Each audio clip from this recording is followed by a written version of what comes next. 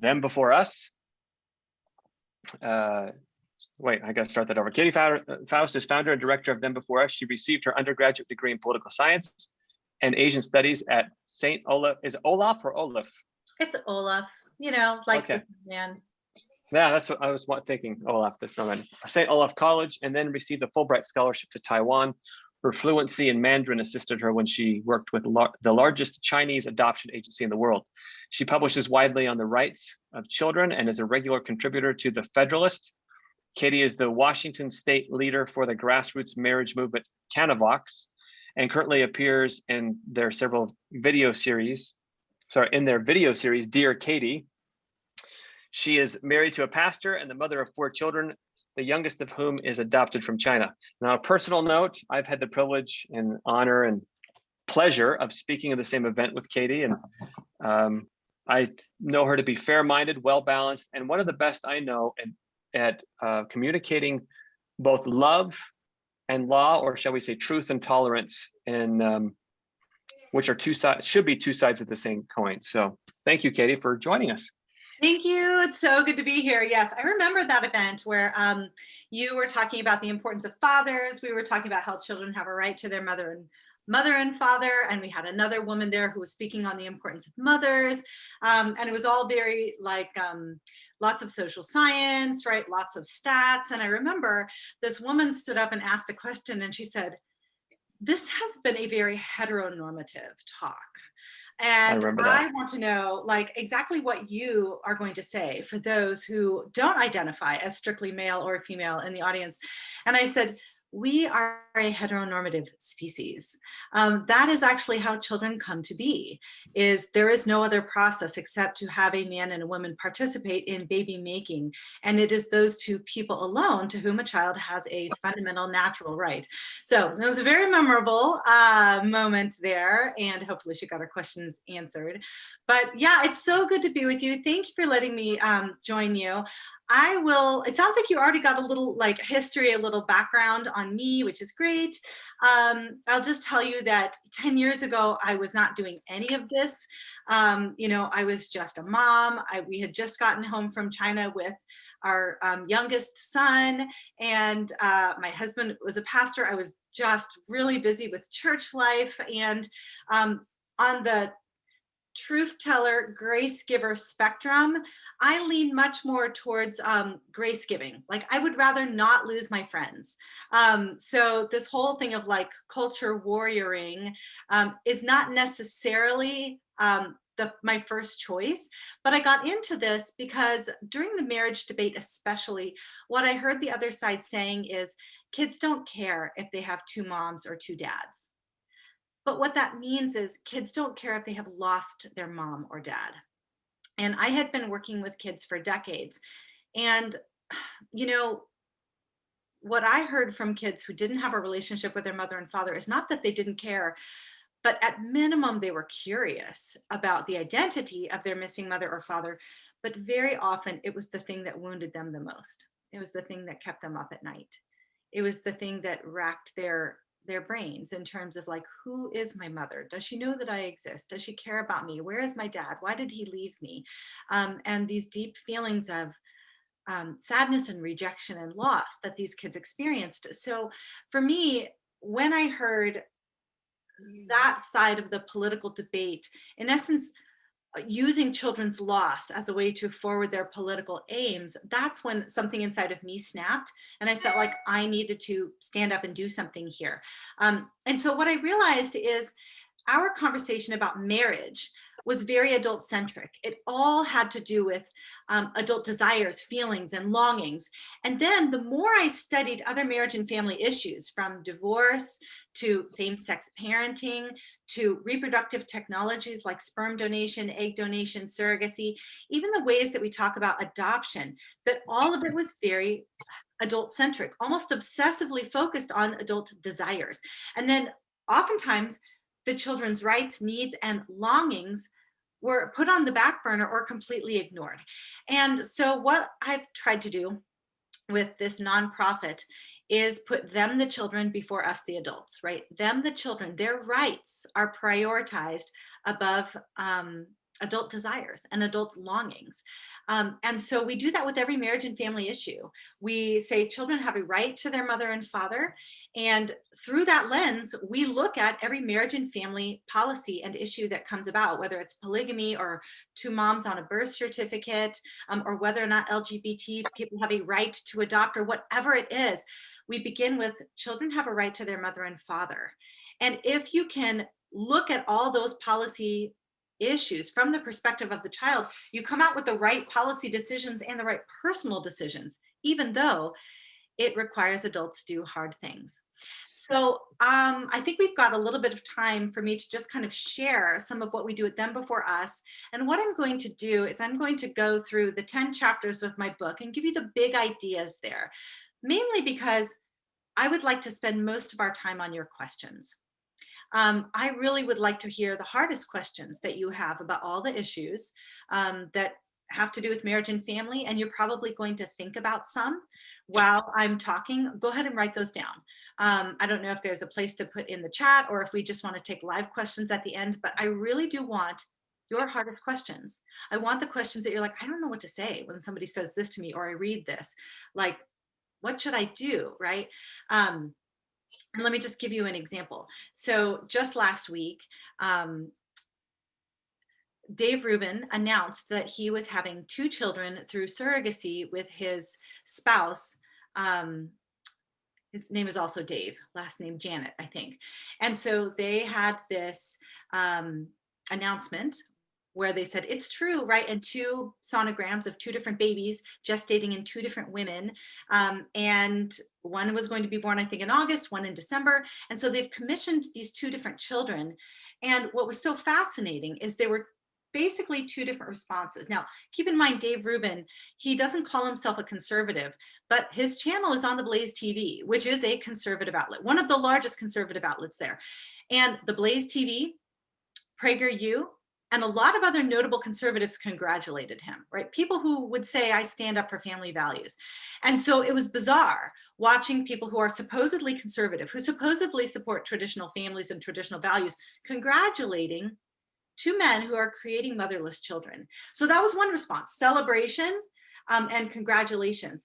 And then there was another response, which mainly was like, ew, yuck, oh, you're an abomination. This is child abuse. And there wasn't a whole lot in between, right? And so what I'm doing, Them Before Us, centering all these conversations around children's rights, gives you, first of all, a rational response, a child-centric response that does not dig down into that moral revulsion that I think a lot of people feel. And it also doesn't rely on natural revelation. So somebody asked in the comments if I'm LDS. I'm not. My husband pastors a Baptist church. We always say Baptist with a little b because we're really Biblists. Like, we'll go any place that reveres scripture as the authoritative word of God. And so that's my ultimate authority. I've got like 3 Bibles like within my grasp right now, but we cannot make these kinds of arguments based on revelation, right? Special revelation. I think that we need to make these arguments based on the authority that we all share, which is natural law, right? Social science. And so that's what we do in the book. That is what we do in all of our work, is we are going to make these arguments based on natural law. So that's what I did when I was responding to Dave Rubin and all of the congratulations from the Blaze TV and things like that, pointing out like exactly what these children are losing, because nobody seems to know. Everybody seems very confused about that. So let me just go through and kind of talk about why each of these subjects really have to do with children and not really about adults. So we've got 10 chapters in our book. The first one is that children have rights. And I think a lot of us are pretty familiar with the reality that children have a right to life. A lot of us are probably really involved in defending children's right to life. Maybe you've gone to the March for Life. Well, that's amazing. That is not a legal right in this country right now, but it's a natural right. And so we hope that that natural right to life is going to someday be reflected in our laws, and that it will be a legal right to life. Well, children also have natural rights on this side of the womb as well.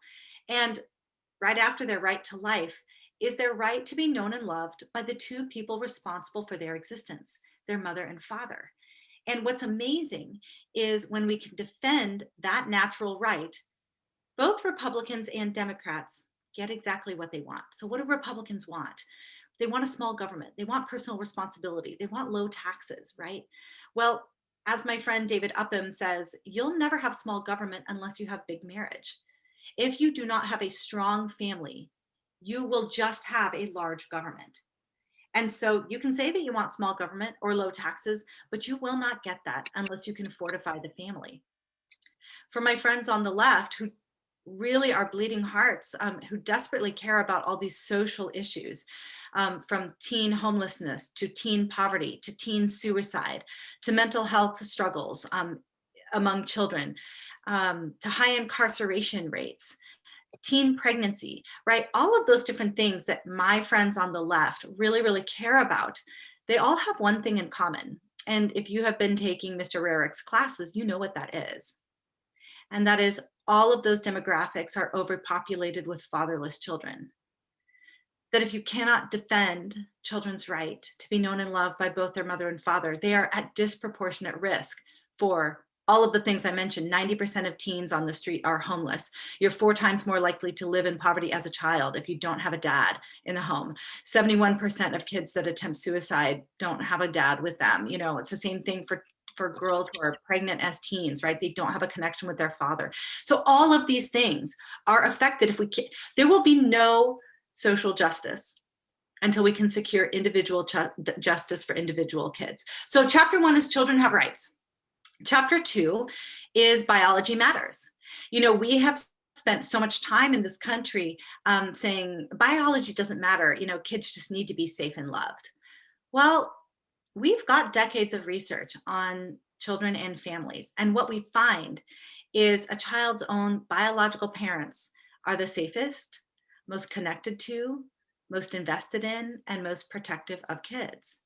That there is something about the biological connection that maximizes child parental involvement and investment and protection. Now, I know that there are negligent biological parents out there, and that's one of the reasons why we have the institution of adoption. But when you look at rates of abuse and neglect, it is minimal for children who are being raised by their married biological mother and father. And then every other family structure that steps farther and farther away from that, the risks of abuse and neglect to children simply skyrocket. So for those of you guys who are following along and who have a smartphone in your hand, go ahead and pull out your phone. You're going to fact check me in real time, okay? I want you to Google the words mother's boyfriend. Okay, so Google mother's boyfriend, and I'm going to come back to you and ask you what you found. Because what we've got right now is this idea that if the adults are happy, the kids are happy, right? And any two will do. Or, you know, biology does not make you a parent. Like whoever's in the life of the child makes you the parent, right? And this idea that if an adult is in a romantic relationship with the child's parent, that's enough. Well, that's not enough, right? And so if any of you did Google mother's boyfriend, I want you to unmute. And I want you to just read the top 3 hits that you got when you Googled that. Mother's boyfriend kills child. Okay, mother's boyfriend kills child. What else? Somebody else unmute and tell me what you saw. Mother's boyfriend arrested For what? for allegedly killing 2-year-old. Okay, what else? Somebody else read it for me. Mother's boyfriend abusing child. So thank God most stepfathers or mother's boyfriends are not abusive. But statistically, the most dangerous place for a child to find themselves in this country is in the home of an unrelated man, especially when he's left to care for the child alone. And overwhelmingly, that means mother's boyfriend. So this idea that biology doesn't matter, right? And then just if somebody's being a caregiver for the child, that's enough. That is a lie that is killing kids. And so we need to be really, really clear about the kind of ideas that we're communicating when it comes to child well-being. And one of the biggest ones is biology matters. Now, the second reason why biology matters is biological parents, a child's own mother and father, offer something to children that they crave. And that's biological identity. So I am the parent of an adopted child, and he is he will rule the world someday. I mean, he is brilliant, and he is a gift to our family, but there are some questions that I cannot answer for him. He has some things that he would like to know and connections that he wishes that he had that I can't give him. I can't fully compensate for everything that he has lost. And if you've studied adoption or know somebody who's adopted, or if you've had a peek into the world of reproductive technologies, you know that kids actually really care about this, right? It's very hard to know who you are if you don't know from whom you have come.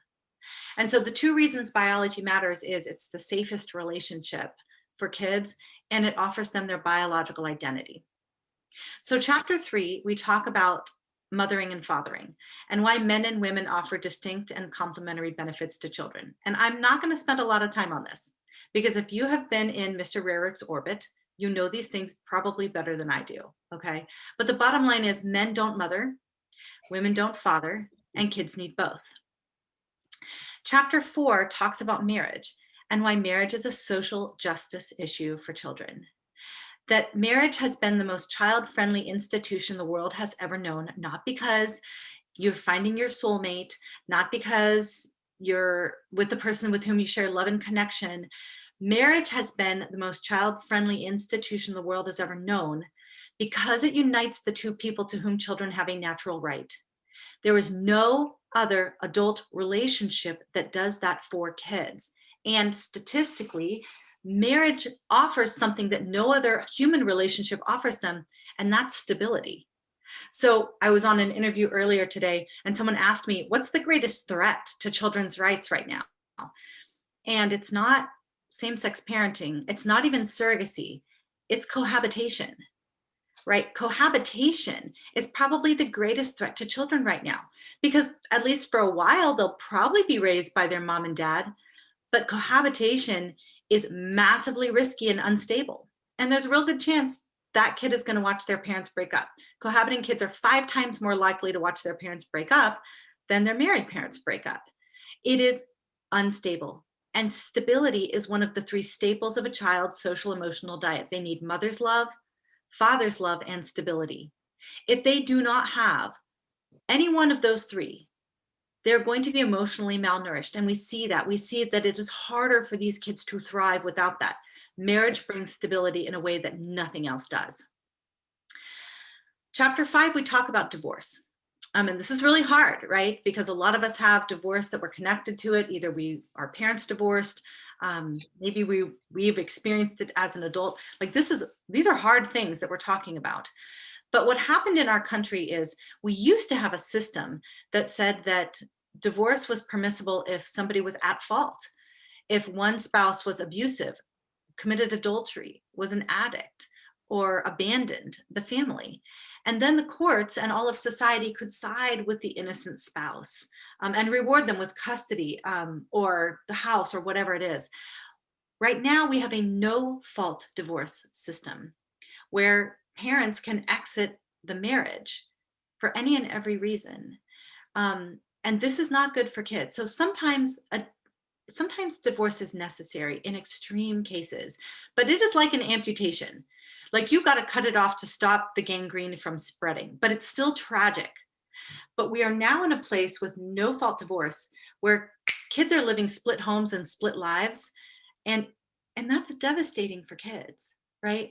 I think that the thing that shocked me the most when I was researching the book was 50% of kids who live in 2 different homes because of divorce actually develop 2 different personalities. They have 2 different sets of rules at mom's house and dad's house. They have to keep 2 different kinds of secrets. Sometimes the most important people at dad's house to them don't even know that the most important people at mom's house exist, right? They really are the only person in their world that understands their world. And they almost have to become a different person when they make that drive across the city to, have the weekend visit with dad. So divorce is an ACE, an adverse childhood experience that is a traumatic event and has long-lasting physical, emotional, and academic and relational harms for kids. So we talk about why divorce is so damaging to kids and why adults need to do hard things, right, in their marriage to spare kids of a split home and a split heart. Chapter 6, we talk about same-sex parenting. And we spend a lot of time digging into the studies that supposedly show that there is no difference in kids who are raised by two moms or two dads.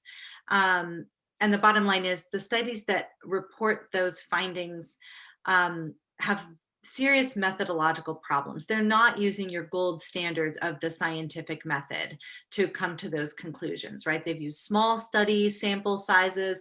They've recruited their participants rather than finding them at random. They didn't use adequate control groups. A lot of times the researchers would simply go to the parents and say, hey, how are your kids doing having two moms? Are they okay? And the parents would say, they're doing great, right? So they weren't actually measuring the outcomes of kids who were experiencing this family form. So we do have a few large studies that have done, have used great methodology, found their participants at random or using government data. And when we do that, what we see is these kids do suffer emotionally on actually several different measures. And this shouldn't surprise us because they're always missing a biological parent. They're always missing either maternal or paternal love. And they have always suffered the traumatic loss of their mother or father. So of course, these kids are going to experience some detrimental outcomes. One thing that this demographic tends to struggle with that is different from children of divorce and children created through reproductive technologies is what we call father hunger or mother hunger. So kids actually long for and crave the love of a man and the love of a woman, which is why it's no accident that every kid was made by a man and woman, and that socially throughout history, the 5 major religions of the world have insisted that both mother and father be involved in the life of the child. So through marriage, by the way. And so when kids don't have that, when they don't have the maternal love or the paternal love that they crave, they will seek it out. And so in our book, we've got, 20 plus stories of kids with two moms or two dads who talk about this desperate longing that they have to be loved by the parent who is missing. And that you can actually see it in kids, for example, with single moms too, that they will kind of latch on to different men in their life, whether it's an uncle or a coach or a teacher. And those moms have to be very careful and discerning about which men they allow to take on that role for their kids. So that father hunger or mother hunger is probably the emotional deficit that we see most in kids with same-sex parents. Chapter 7, we talk about sperm and egg donation, and I'll say donation because nobody's donating anything. People are buying sperm and selling sperm. People are buying eggs and selling eggs. And these kids have some distinct challenges. More than 50% would say my sperm donor is half of who I am. More than 50% are, around 50% are troubled that money changed hands during their conception. Many of them feel like designer products that were bought and sold because they were bought and sold. I mean, if you still have your phone out, you can Google sperm donor catalog or egg donor catalog, and you can see that you can shop for your child's genetic parent. That's what Dave Rubin said when I watched his video about how they selected an egg donor. He said, it's just like those dating apps. It's just like a dating app. You can kind of like decide, okay, who's in my area? Well, what race is she? What college did she go to? What does she look like, right? That you can figure out like who you want to be matched with based on all of these different characteristics they have. Keep in mind that you're going to pay a little bit more money for a white egg donor than you are a brown egg donor, right? And so thus a lot of kids created through these technologies also feel like there was some kind of eugenics aspect of their conception as well. So these kids struggle with mistrust within their family. They have a harder time identifying who is a member of my family. There's more confusion about that for them. So overall, these technologies, even if kids are raised with a loving mom and dad, for example, if they used a sperm donor, but the child has what they call a social father, a lot of the kids don't escape these kinds of struggles in their family. So this is a children's rights violation, no matter how you slice it, whether you're single, married, gay, or straight. If you're purchasing gametes, it's a violation of children's right to be known and loved by their mother and father. Chapter 8, we talk about surrogacy. And this is a really hard one, I think, for pro-lifers, especially because we love babies. I love babies. And a lot of the time we think, well, surrogacy is about babies, right? This is just about helping a family that can't have a baby to have the baby that they desperately want. But that is not what surrogacy is in practice, right? Surrogacy in practice is on-demand designer babies shipped worldwide. That's really what it is. Surrogacy splices what should be one woman, a mother, into 3 purchasable and optional women. The first one is the genetic mother, who contributes the egg. The second one is the birth mother, who gestates the child. And the third one is the social mother, the woman whose daily presence is going to be in the child's life, from birth until they leave the house, right? So if all 3 of these mothers are not found in the same woman, the child's going to experience loss. And sometimes loss is unavoidable in the sense of tragedy, like an adoption where the mother is unable, unwilling, or not in the place to parent. We look at that and we say, okay, that's tragic. We're going to seek to mend this child's wound through adoption. But insisting that a child lose any one of those 3 mothers because adult desire wants something or because that process is being commercialized, that's an injustice. And that's what surrogacy is. Surrogacy always is insisting that the child at least lose the relationship with their birth mother. That is not an inconsequential relationship. It is the only relationship that a child has for the first 9.5 months of their life. And adoption specialists have long observed that children suffer what is called a primal wound if they are not able to maintain that relationship with their birth mother.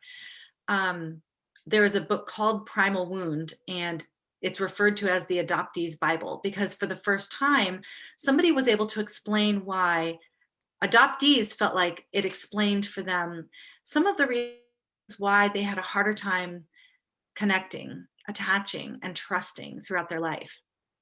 So surrogacy is always a human rights violation in general because of the way it commodifies women, but it actually forces children to lose 3 rights. The first one is their right to life.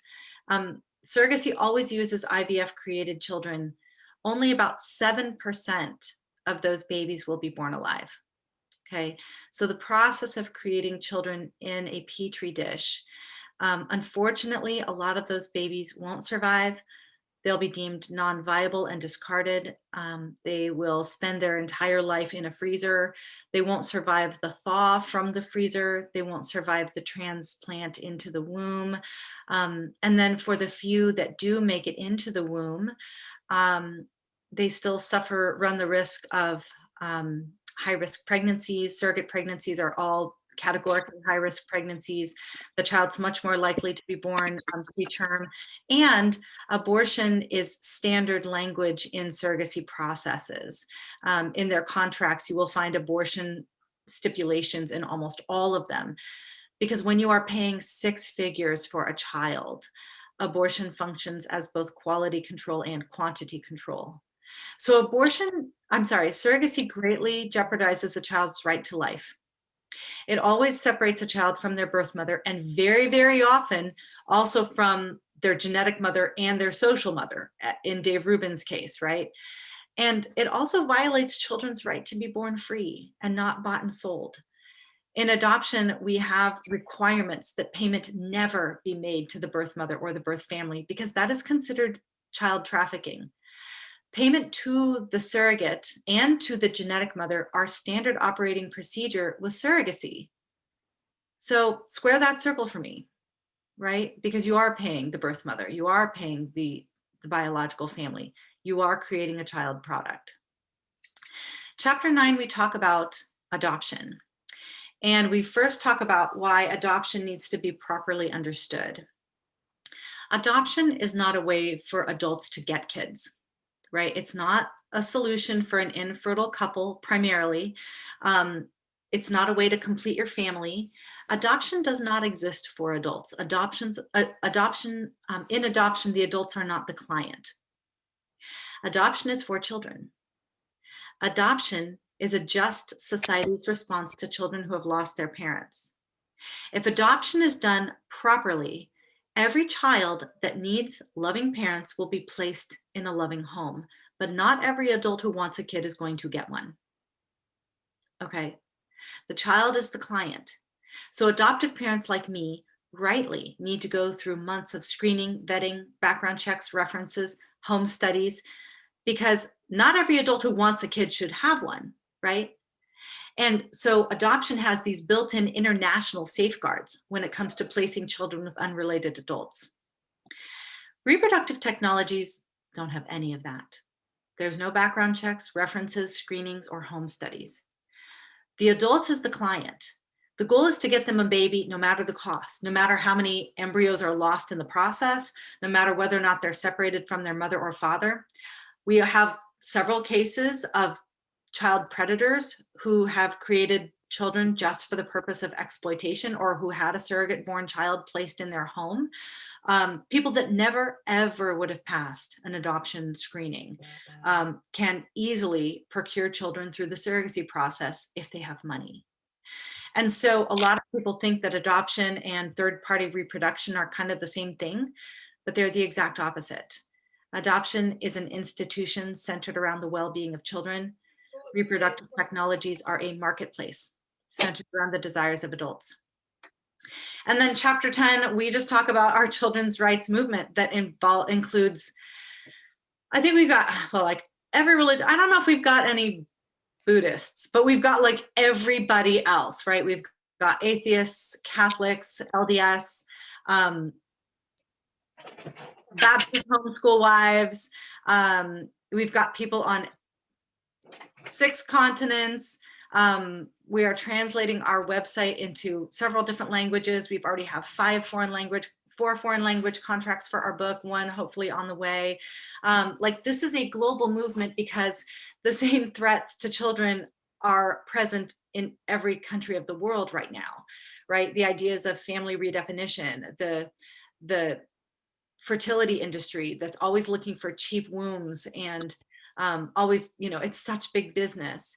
So all of these ideas, polygamy is on the rise again, especially in different parts of Europe, the acceptance of polyamory here in the United States, the rewriting of birth certificates to suit adult desires rather than actually recording the facts of a child's birth. Obviously, the redefinition of marriage, which leads to the redefinition of parenthood, the changing standards for parenthood, which used to just be biology and adoption. Now we're introducing this intent to parent because it's discriminatory to only have it be biological, or it's too inconvenient for it to also have to be adoption. So there are so many threats to children all across the globe, but the same approach is the way to do this, is to make this all about the kids, to insist that every adult, single, married, gay, and straight, conform to the rights of children. In this world, no adult gets a pass. Everybody has to do hard things, so the rights of every child are protected. So my guess is there's questions. There's a possibility some have been triggered by what I said. And so I really would love to address any questions that you have. I know that we've touched on some of the most sensitive and emotional issues that we can talk about, either from the parent's perspective or the child's perspective. So I appreciate you patiently listening, because I know that these are really emotionally heavy topics.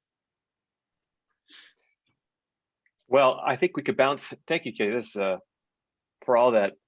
I know your book goes a lot more depth, so that was a pretty darn good overview.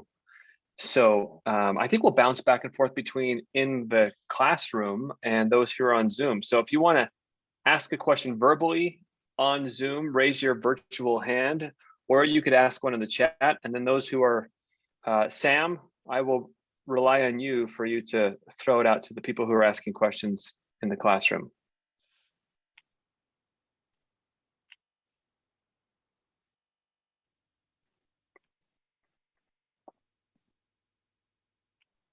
Sorry, technical difficulties trying to find my.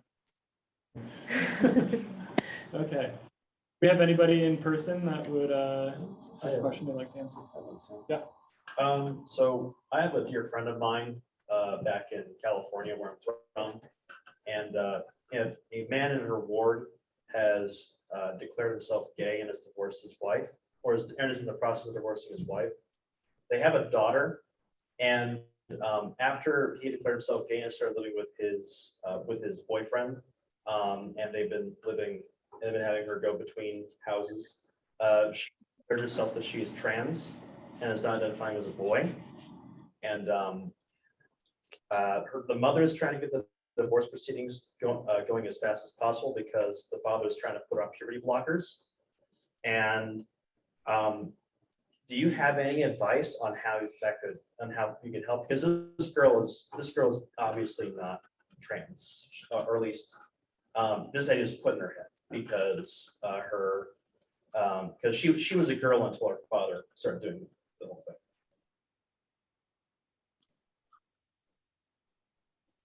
Oh, you're muted. Sorry. Yeah, what's awful is in a no-fault divorce world, the court cannot take sides, which is awful, because the spouse who is seeking to be the most faithful to their vows, and who is often the one who is seeking to do what is best for the kids, tends to have the least amount of power in the divorce proceedings. And so it sounds like you've got that in this case. The spouse that wants the marriage the least tends to have the most power. And so an overhaul of our divorce laws is seriously needed. But there's not a lot of legislatures that have the stones to take it up, honestly. So this is really difficult. And you want to talk about kids who develop two different personalities at moms and dads. What you're talking about is not unheard of. I have a friend whose husband left her to also identify as gay, and their kids had to split time between mom's and dad's home, and their son ended up identifying as trans.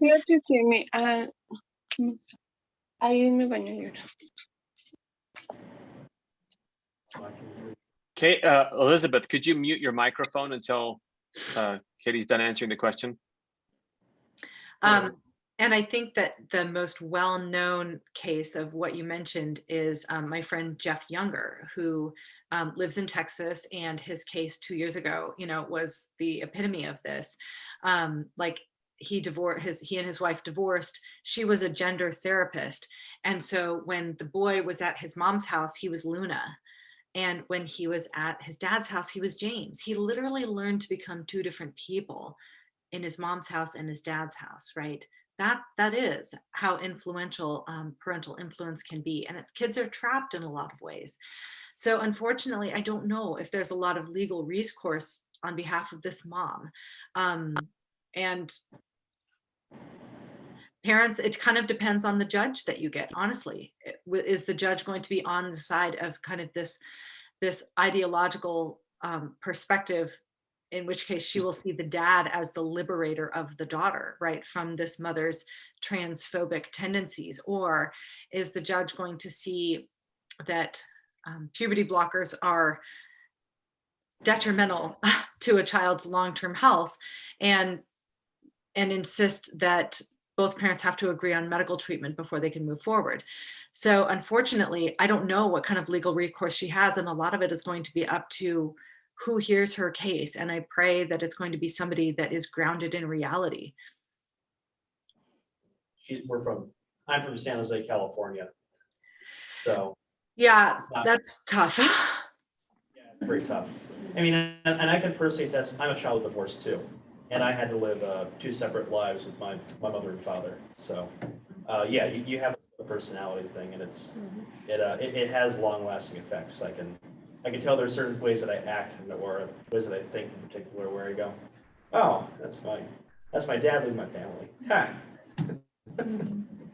Yeah, it's tough. And what people tend to say is kids are resilient, right? They're resilient.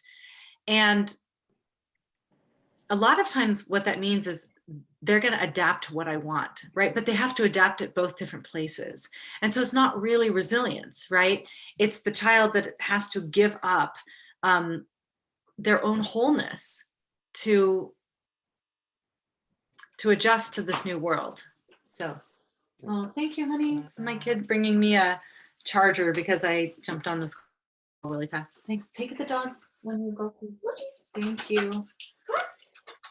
Katie, there's a question. Melissa, we'll get to yours. Don't put your hand down, Melissa, but there's one in the chat that says, this is from Elizabeth.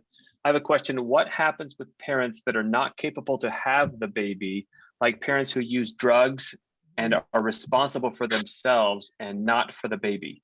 Yeah, so we do have a system in place for that, and it is foster care and adoption. And a lot of people, objectors will say, well, if you really cared about kids, you would be working on the foster care problem. And I'd say, I do care about kids, and I am working on the foster care problem. Do you know how many kids go into foster care who are being removed from the home of their married biological mother and father? We don't have national statistics on this. I've dug for them, but I've run into 3 different defenders, children's rights, child defenders, like court appointees for kids that are in foster care. And I've asked all 3 of them, what percentage of kids are removed from their home of their married biological mother and father and placed in foster care? And 2 of them said less than 1%. I mean, it's almost unheard of. And the times that they could remember, the child would be removed briefly because maybe there was a mental health issue with one of the parents. And once that resolved, the child was returned to home. Another one said maybe 10 to 15%. But again, that those were more temporary situations. And he was working in an area that was more lower, more impoverished. And so this idea, if we could defend children's right to their own mother and father, very few of them would be placed in these risky households and need to be removed, but they exist. They exist, right? These households where they do need to be removed from the home because the parents are abusive or they're addicts. Very often, that is not the situation of their married mother and father. Very often it's a single mother with a live-in boyfriend. And that is the reason why they need to be removed. So in those situations, the child needs to be prioritized. And that is why we have a system. Adoption is a just society's response to children who need families. That's what it is. And unfortunately, because we live in a broken world, we're always going to need the institution of adoption. And then the onus is on the state and social workers to do a critical evaluation of parents that are seeking to be foster parents and adoptive parents, so that as much as can be assured, those kids are in safe and stable homes. Thank you. Melissa, we'll throw it to you for your question. Okay, sorry, I hopped on late, so if you already addressed this issue, forgive me. What happens socially or in policy-wise? How did we get to the point in society where children are kind of seen as an accessory to adults' happiness, or as a right for adults to be able to not do as we please? But so I'm not phrasing it well, but how did we get to a point in society where children are kind of seen as property for the children and not really having much rights to a quality of life, like the one that we're advocating for? Yeah. So the best summary I can give briefly is there were 3 major revolutions, right? There was a sexual revolution that kind of uncoupled sexual behavior from these traditional norms. There was a legal revolution in terms of the way that we conceived of law. The first one being the change in no-fault divorce, right? That was the original redefinition of marriage. Is marriage has had these very child-centric norms throughout history of monogamy, monogamy, married to one, complementarity, male and female, and permanence, right? It was going to last forever, and no-fault divorce took this away. That took away permanence, and it said, well, marriage is really just about adults being happy. And when you stop being happy, it can stop being a marriage. And so that legal revolution moved into the gay marriage debate. Well, if marriage is just about being happy, another man makes me happy. And now advocates for polygamy are going to take that even further and say, well, 5 people make me happy. If marriage is just about adult happiness, if it's just a vehicle of adult fulfillment, then really you can have any and every arrangement of adults. The problem is that marriage is deeply connected to parenthood, and everywhere that marriage is redefined, parenthood is redefined too. So now you've got these legal changes taking place. And the third thing is a technological revolution. The technological revolution as it related first to birth control. And I personally am not against birth control, but I understand the shock to the sexual marketplace that birth control resulted in, decoupling sex from babies, cutting the string between, sex and diapers. And then the technological revolution related to IVF, third-party reproduction, and now surrogacy, right? So all of these different revolutions centered the conversation around adults, adult fulfillment, adult happiness, adult rights, adult desires. And we have moved in this direction, even legally. One of my advisors, Helen Alvarez, has charted how courts have moved away from the well-being of children towards what she terms adult sexual expressionism, that is now sort of the central focus of even our courts and our laws. And so it's kind of been a trifecta of forces that have decentered the child from this conversation, and in essence now resulted in children who really are just objects to be cut and pasted into any and every adult relationship. Thank you. There's another question on chat from Ariana, but I think I'm going to pause on that one. See, Sam, are there any in the classroom? Nathaniel, did you have a question? Mine's kind of a two-part, but I'll try to make it brief. The first is I was curious how your mother, father, and then your mother's partner, how they feel about your work, whether they support it, whether they're against it, so on and so forth. Just what are their feelings in regards to it? And then the second is that, and correct me if I'm wrong, right? But from my perspective, my minimal perspective, I feel as if our society is governed by passion rather than by fact. And I experience a lot of determination, but also fear that in speaking up, that societal need for passion rather than factual evidence, you could say, will shut out any talk of this incredible focusing on the children rather than focusing on our own agendas. So just to summarize the question, it's a little long, how do your parents feel about the work you're doing? And then how can we not be steamrolled, you could say, by society? Well, I'll start with your second question.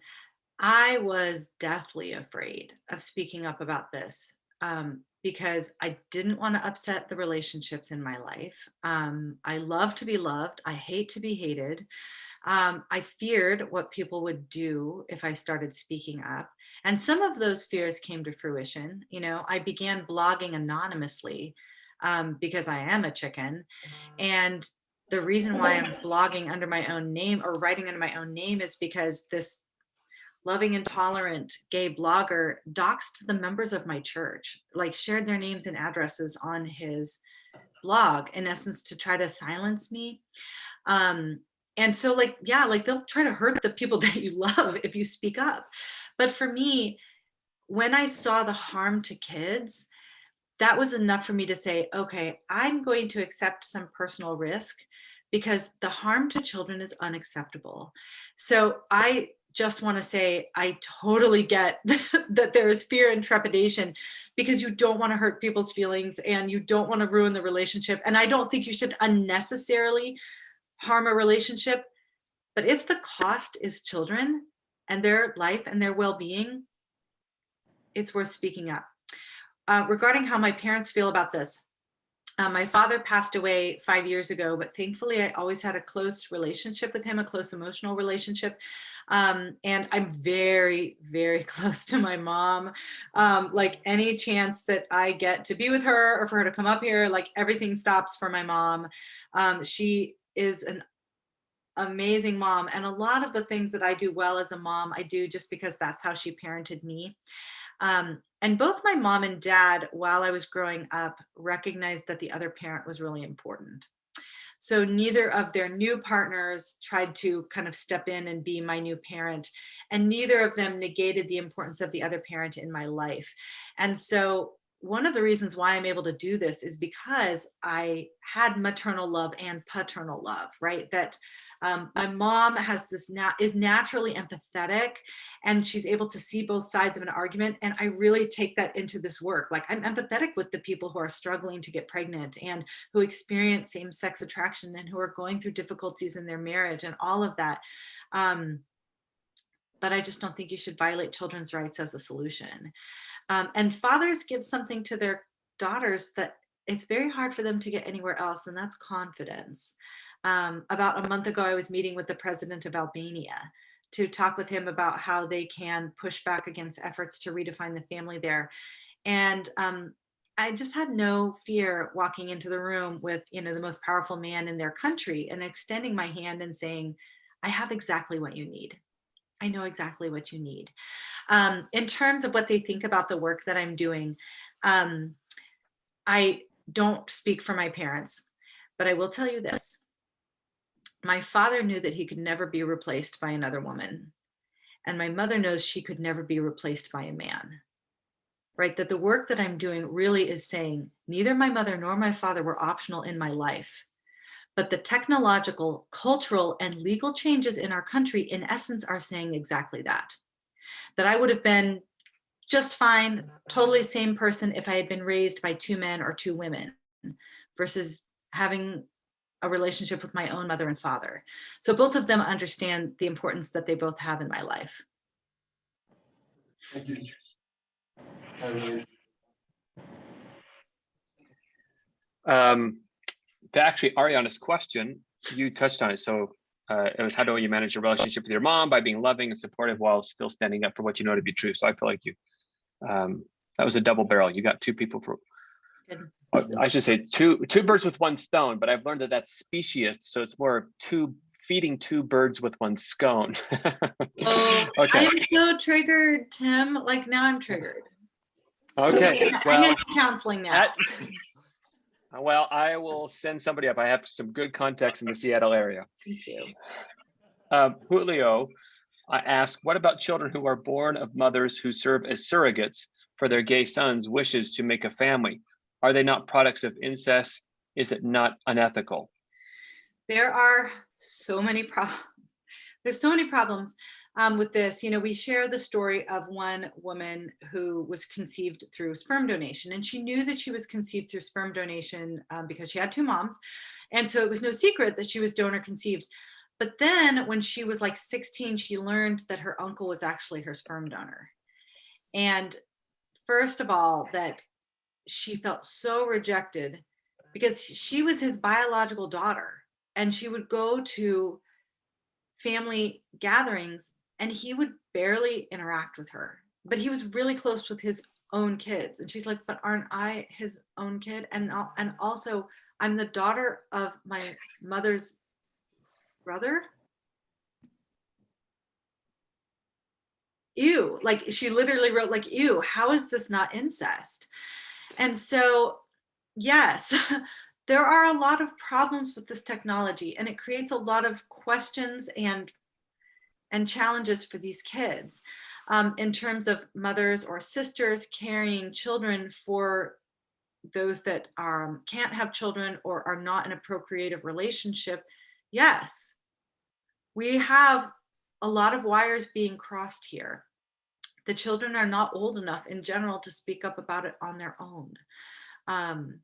But the main issue is just that what you're asking a child to do is sever the bond that they've created with the only person that they know. And, you know, even brief maternal deprivation for a child creates distress, increases cortisol levels. Why do you think, you know, they used to move babies to these giant nurseries down the hall when they were first born. Now all the babies are in the room with the mom all the time because they realize that being close to the mother is exactly what the baby needs and wants. And yet we're thinking that we can just sever that bond. You know, what's fascinating to me is a lot of surrogates struggle to hand the baby over, even if they're not genetically related, because mothers and babies bond with each other. This is what we do. This is what we're made for, right? Bits of the baby's cells actually travel through the mother's bloodstream, and you can still find them in her body a decade later, right? It's called chimerism, right? That the two become one in a very serious way. And so a lot of surrogates have a hard time giving the baby up because they've bonded with the baby, even though that surrogate probably has 100 different relationships in her life. And yet we think that that baby can give up the only relationship they have with, and it's no big deal just because that baby can't talk. Like, it is just, it's stunning to me that this is the kind of trade that we are making, right? That an adult wants something, and sometimes something very legitimate, but a just society does not make the weak sacrifice for the strong. And that is what surrogacy is in 100% of the cases. Thank you. There's another question here in the chat, but I think, Sam, is there one in person before I go back to the chat? I'm thinking we finish with one more in person and then the one in the chat, and then call it a wrap there. Okay, so we'll do two more. I'd like to bleed her dry, get as much out of her as we can, but I know that she has a life too. So we'll take the one in person. Let's go to that one. You have one? Yeah. So we talked about how a biological relationship is the safest relationship for a child. So if you know, there's a situation where they can't be with their biological parents, like, is there a process already in place where you would place them with the closest biological like family member first, and then I guess sort of in addition to that, like when you're picking godparents, you know, who you're going to go to if your parents die or something like that, like, should we only pick biological godparents, or can we, or because I think, you know, like my brother, like the godparents for his child is his best friend, you know, so when it comes to, you know, adoption and stuff like that, how far away does the biological, anyway, you know what I'm saying. Yeah, no, that's a great question. And you know, it's really interesting because we've had this massive shift in adoption in the last 50 years. So in the 50s, 60s, even early 70s, almost all adoptions were closed adoptions, right? The child had no knowledge, no connection with their first family. Today, 95% of adoptions are open. There's some degree of connection, openness, knowledge, communication, relationship with the birth mother or birth father or whoever they can find, because social workers have realized that even if they cannot be raised by their first family, children benefit from as many connections with their family of origin as possible. Children of open adoptions tend to do better, tend to have fewer questions, tend to be more settled, right? So yes, actually, when you're looking at especially foster care kids, they have swung very far away from adoption and back towards reunification. So now reunification is the priority for foster care. And maybe we've swung too far, because now we've got some kids that are yo-yoing based on whether or not the biological parent is off drugs, back on drugs, off drugs, back on drugs. And it for some of these kids, it's a very volatile situation. So in those cases, I mean, once you're in that world, a lot of it is subjective, and the social worker hopefully is going to be able to evaluate what is the benefit of a biological connection with mom versus stability and consistency with foster parents or adoptive parents. And I'm sure they don't always get that calculation right. But in our recommendation for adoptive placements, we say, yes, prioritize a biological connection whenever possible so kids still retain that kinship network. Next, prioritize homes with married men and women so children can have maternal and paternal love. Next, you have to evaluate whether or not, for example, in foster care, those adoptive parents can take on sibling groups, because so the siblings can stay together. Next, are they able to take on a child do they have the insurance to pay for surgeries for cleft lip and cleft palate, because this kid's going to need a lot of medical care. So there's all kinds of criteria that the social worker needs to evaluate. Biological connection should be one of them. It can't be everything in most cases, but it does need to be a factor in some cases. In terms of who you choose for your kid's guardian, I think that even if the biological parents pass away, the child's still going to have connection to their family of origin, right? So my mom said, I don't want to be the guardian. I just want to continue to be the grandmother. So we have good friends of ours who we know would make sure that they have relationships with all of their extended family, but who also are going to raise them according to the values and to know Christ. That's kind of so they're going to have both, right? They're not going to lose their biological extended family, but they're also going to remain in the community that they know, the church that they know, the home that they know, and then, also be continuing the values that they know. Beautiful.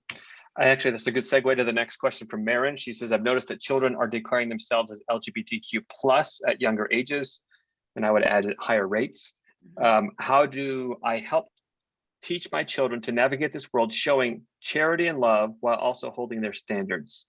Oh my gosh, Marin, hi, I feel like you've just been stalking my life, because I was just working on the outline for my next book with Stacy, which is going to be different, but it's probably going to be the title is going to be how to raise conservative kids in a woke city. And it's just when all the world and the culture and the teachers and the TikTok and their peers and your neighbors, when everything around you is a fire hose of ideology, how is it that you fortify your kids so they're not consumed by culture, but they're transformers of culture? So I have lots of thoughts on that, Marin. Let me think about the shortest answer I can give you. Okay, the shortest answer I can give you is you need to balance protection and exposure. Okay, so here's my rule of thumb. Between 0 and 10 or 0 and 12, you saturate them in truth and beauty. Okay, truth and beauty, right? You're telling them things that are true, but you're exposing them to things that are beautiful. And at that stage, you filter out damaging ideologies, people that would try to hijack their worldview. You can't filter out people necessarily. They're still going to have the neighbors who are raising, two dads who are raising a kid. So if those dads are very evangelistic in their lifestyle, you might have to steer them away. But generally, you can give them truthful answers, age-appropriate, truthful answers about what's happening in the world. But generally, you filter out distorted ideas of sex or violence or ideas about what it means to be a male or female. Filter that out, right? At that phase, 0 to 10, they're sponges. They're just taking it in. They're not thinking critically. But when they get to be about 6th grade, you'll notice that a switch flips in their head and they'll go, but why? But how do we know that Jesus is the only way to heaven? But what if gay marriage is okay? But what if it is my body, my choice, right? And they start questioning what you've told them. And a lot of parents kind of freak out at that point, and they're like, oh, they're rejecting the faith. Oh, they're going woke. That just means your kid is ready to become an expert on every single thing. So that is the age where we introduce our children to these challenging topics. We have it as a rule. They're going to hear about all these things from us first: pornography, abortion, transgenderism, same-sex attraction, socialism, critical race theory. They're going to hear those words from someone else and be like, my mom talked to me about that. Oh, no, and I've heard about that. Oh, porn. Yeah, you just shut the computer, walk away. I'm serious. That stuff's crazy, right? I'm whatever it is, they're going to hear about it from us first in a way that's age appropriate, in language they can understand, because there's something really incredible that happens.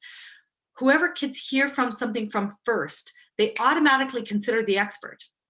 And so you, Marin, need to talk to your kids about this first, right? Not in an innocence violating way, but in a way that tells them, I know what these words are.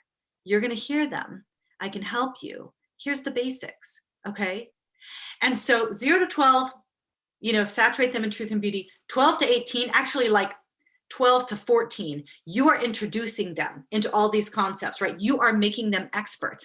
And so my kids, they don't know enough necessarily to refute their public school teachers, but they know enough to spot a lie. They know enough to come home and say, my teacher said this. And I was like, wait, that can't be right. And I'm like, it isn't right. Good job. You figured that out. Let's research that together. And then you can go back and talk with them, right?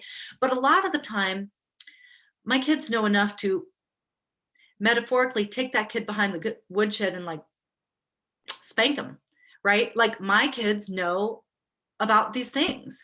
And so your kids don't have to be consumed, but it means you have to absolutely go on the offensive. You must be very, very serious about training your children. You need to go all in when it comes to saturating them in truth and beauty when they're young, and then being fearless about talking with them about these difficult issues. And it is a 24/7 process. Like my kids listen to podcasts about every single thing. So like you can do it, and maybe my book will be out, it's going to be short. It's going to be like, just do these things and don't think that your kids are going to be okay unless you do these things. But you can do it, right? Your kids can like absolutely be overcomers of culture and not be, sucked in the undertow of the culture. Like no kid is doomed. Kids are made for hard things, right? But you do have to give them the tools. Amen, sister. I couldn't have said it better. I'm always preaching these kind of things to parents, but boy, what a great way to finish. In fact, there's a lot of questions left, Katy, and I don't think we have time to get to them. So here's what I'm going to suggest. Should I, well, first of all, how about you give them some resources where they can go get more? Your book is one of them, and then maybe you could website and other things you could reference. Yeah, the book is probably the best. We literally designed it so that you guys could become experts on every single thing. You will know more than anybody else about every single one of these topics if you read it. And because I have an amazing co-author, it's a great read. It's not just informative, but like you're gonna laugh, you're gonna cry. That's all Stacy. So that's a great place. And we really insisted with the publisher that we do a detailed table of contents. So you can look at the marriage chapter and just kind of see all of the different major things that you need to know about it. You can say, oh, I'm in this conversation with surrogacy. I know that abortion has something to do with surrogacy. In the table of contents, it's right there. We'll show you what the contracts say and all of that. Oh, somebody said that if I oppose gay marriage, it's the same thing as opposing interracial marriage. You can go right to, chapter 4, and it'll tell you exactly what you can say in response to that. So that's the main thing, is we really want you to become experts on the topic. And the book is just designed to do that, be a resource for you. But if you read it all the way through, it's going to be easy on the eyes because of Stacy. We're at thembeforeus.com. That's where we live. You can subscribe for our newsletters if you kind of want to stay up on what's going on. I am on social media way too much. I spend too much time on Twitter. So if you want to go there, you can find me there. Yeah, so that's kind of it. Great. Thank you again for taking the time. I know you're a highly sought after individual and you're spinning a lot of plates, and I know how that feels. So we appreciate you taking the time, even if we got our wires crossed on the time zone. Yeah, sorry. So thank you again very much, Katy. And I look forward to chatting with you about some other things that maybe we can cross-pollinate. So good. That sounds good. Thanks, you guys. Thanks so much. Have a good night. Thanks, Katy. Bye.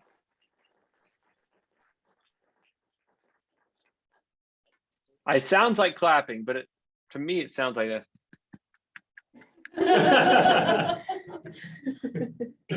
golf clapping. So thank you to the online students for joining us. And those in person, if anybody wants more information, Katy and I are pretty good friends. I could probably help you get some more stuff that maybe you didn't get from her. Sam, I'm going to pass the baton to you. Okay, sounds solid. Thank you for your contributions tonight. Appreciate it. Again, for everybody who, I guess this is more for online people, if you're still here. If you weren't here at the beginning of the meeting, we are looking for committee members for next semester. Even if you're online, you can still participate. We've had Melissa on the committee since, I believe, spring semester or winter of last year. And she's been working remotely with us from Maine as well as Alaska, and her contributions have been incredible. So if you're online looking for good career resume builder, definitely would love to have your participation. Same goes for everybody. Wholesome reminder here, if you're going to be on campus next semester, we'd love to have your participation in that. So you can use, I'll send that link out again in the chat if you do want to look at that form for the application. And for everybody in person, we have snacks. Oh, do you want to plug, just for the people who are going to be in the Rexburg area, about the Operation Underground Railroad, Tim Ballard on Saturday and Sunday. So on Saturday, we have the Operation Underground Railroad film premiere. It's happening right here. It's a video film presentation about online sex trafficking. So we all know sex trafficking happens with like individuals being trafficked across countries, continents, into different states across the US. But one of the more recent phenomenons is online sex trafficking of images of people kind of, what's the word? I forget the word. Huh? What? No, it's like people coming into direct messages with individuals and trying to, yeah, like sexting, basically, getting their images and then sharing those videos or images online with individuals without their consent. So this is a new thing that's happened more recently because of the pandemic, especially with kids being more remote and being on their devices more. And so Tim Ballard is going to be coming on Saturday. Grooming, that's the word. I forgot it. But yeah, kind of focusing on grooming with online sexual trafficking. So there's 3 different meeting times. You can find it on Facebook. On our page, we've shared it through the event with all the different meeting times. And then there's I'm showing the Facebook page right now for the documentary. So it's called, you can if you just search, it's happening right here. And again, Tim Ballard will be there to answer questions. And anyhow, keep going. I interrupted you. On Sunday, we'll be having a fireside at the Tabernacle at 7 o'clock. So that will be a fireside with Tim Ballard, focusing less on the actual sex trafficking, but how to find light in the darkness. So even in your darkest times of life, how can you find the light of Christ and find hope? And there it is on the screen again, finding light in the darkness. And you'll need to RSVP. It's not a 6 o'clock, excuse me. I just have in my head standard meeting time is 7 o'clock. Must be because of these events. But yeah, 6 o'clock at the Tabernacle. Definitely would recommend. You don't have to RSVP, but it would be helpful so they know how many people are coming. That one I definitely recommend getting there early because it's probably going to be a very full building with the amount of advertising we've done. Yes. So the Tabernacle is right behind Taco Bell and the library. If you know where that is on Main, so Taco Bell on Main Street, you just go behind there. The Tabernacle is just past there. Is the address on the? Yeah, address will be on the page. Yeah. When in doubt, this generation, when in doubt, Google it, right? If you Google Rexburg Tabernacle, address pops up, tap on it, goes straight to Google Maps, boom. So simple. Any other announcements you can think of that we've got for? No, thanks for being part of the society. And I think even if you are a member of the committee, you should give yourself a round of applause for this semester. And those online, you could give them one of these dealios here. All right. Yeah. So a big thank you to Sam and his crew. Yeah, but we're really happy with all the events we've had and hope to see you next semester. So goodbye, everybody. Thank you, Brother Eric. No, I just got back from bed. But me coming for the yeah. Well, like, be funny. He doesn't know you. Like, my dad had to. I think it comes over to our house quite often. My dad didn't know he was funny until we've known him for like 3 years. And I was like, yeah, he's hilarious. He just doesn't let you know. Wow. Because he's just so like conscious to my dad. Like,